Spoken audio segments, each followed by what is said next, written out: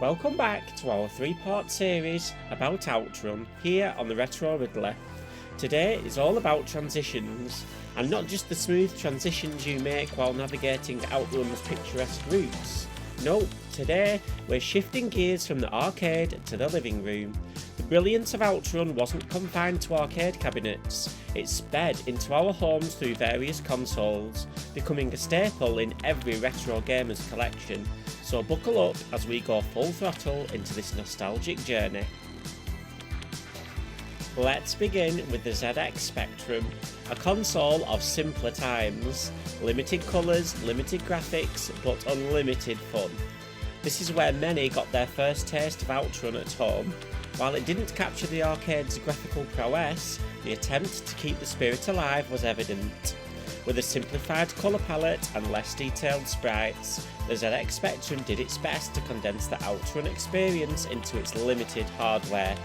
It was far from perfect, but it was a starting point, a first attempt at catching that arcade magic in a bottle.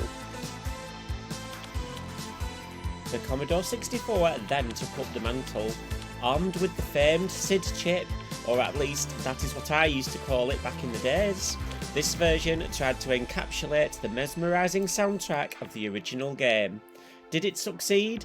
To some extent, yes it did. While it couldn't fully replicate the arcade's auditory experience, it gave it an entirely unique charm. What it missed in graphical fidelity, it made up in the musical department. The synth vibes gave a twist to the OutRun experience, making it a unique but cherished version of the game.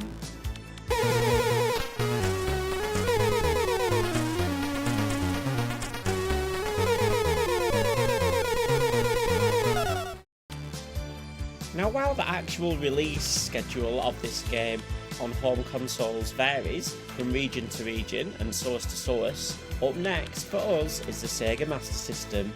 The very name sends a shiver down the spine. What's interesting about this version is that it was developed by the same company that made the arcade game. The graphics were somewhat improved, and the soundtrack retained its magical allure. You could almost smell the arcade air when you booted up this version. Although again, it wasn't a perfect port, it managed to translate the essence of OutRun into a format more accessible to home gamers.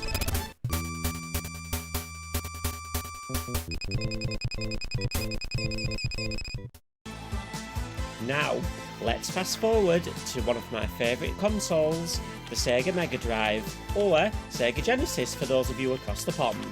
This version was a revelation. With the advanced hardware capabilities, it featured the graphics, the smooth gameplay, and yes, the iconic soundtrack. It wasn't just a port, it was a love letter to the original. This was the game that made many say, now this is OutRun in my living room. It came closest to recreating the arcade experience, and for that reason, it is often lauded as one of the best home ports.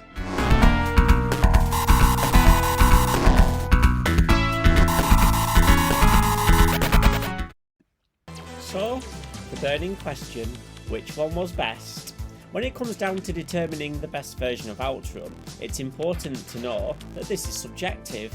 However, we can look at general opinion and sales figures.